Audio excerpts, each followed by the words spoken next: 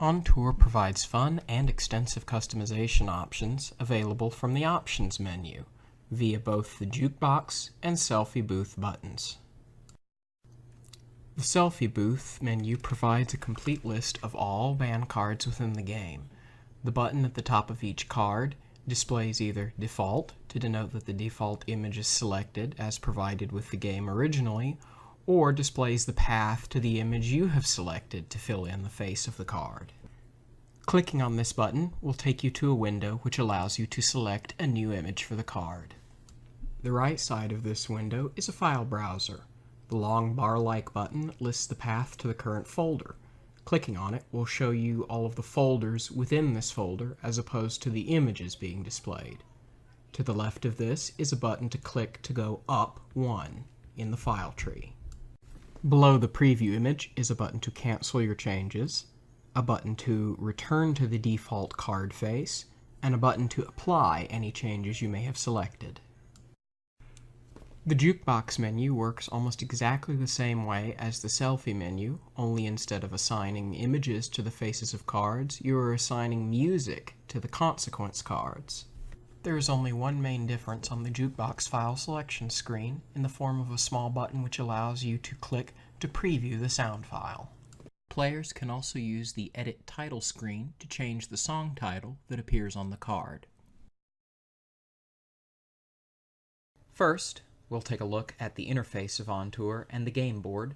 Then, we'll see a little bit of gameplay and the possible consequences and events the player can encounter. In this area, the player can see the cards that they currently have. Up to 7 cards can be displayed here, and further will appear as an overflow panel, which can be accessed by clicking on the button that displays the number of cards which you have. This button will also allow you to discard cards at any time. This area displays an indicator showing whether or not you possess band instruments, and whether or not you have any freebies, Twist of Fate cards which you may keep face down in order to counteract a future Twist of Fate at a later time. This area shows the player's bank balance. It can go into the red, and thus the player can go into debt and be unable to purchase anything.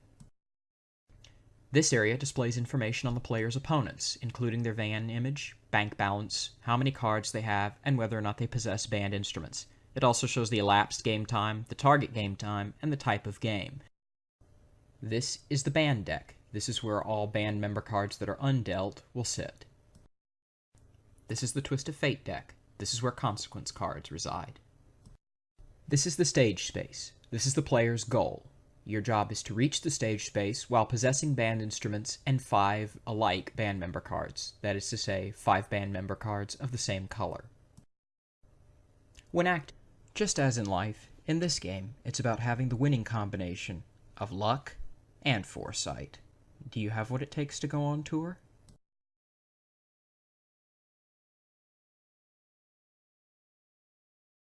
It's a game that's as much about chance as it is about control and strategy, so it's fitting that you begin your turn by rolling the dice. Click this button to roll the dice, then click and drag anywhere on the screen. While the direction and length of the line you draw with the mouse does have some effect on the dice, it's not an effect you can fully understand or control, just like rolling dice in the real world. We've rolled a 6. This takes us to a Twist of Fate space.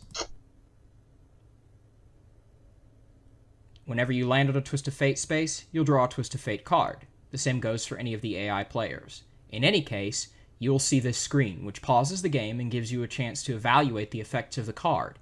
Even if the card was drawn by another player, it can still affect you, so it's important that you read this carefully before proceeding. When you click the Enact Fate button, whatever is displayed on the card will come true. This card is not a good consequence for us, especially early in the game.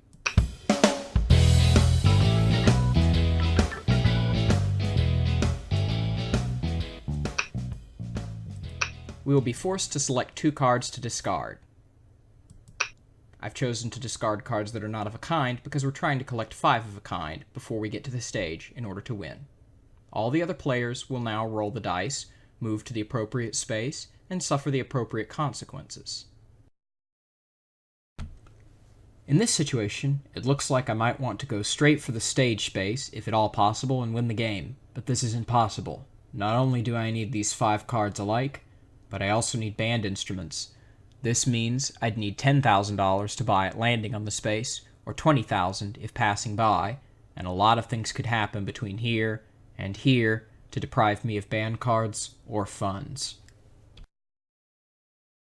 This is an example of a scenario where a short-term strategic choice may be inadvisable, but a long-term one might be more useful.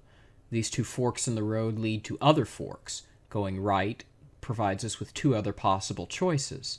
Going left with two more here, and then another two here, another two here, another two here.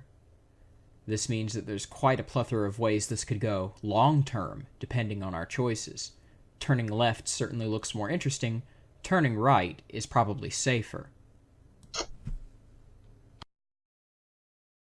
This is a typical example of a zany Twist of Fate card, something that's not necessarily detrimental or beneficial, depending on the situation. We don't have a lot of light cards in our hand, so this could actually help.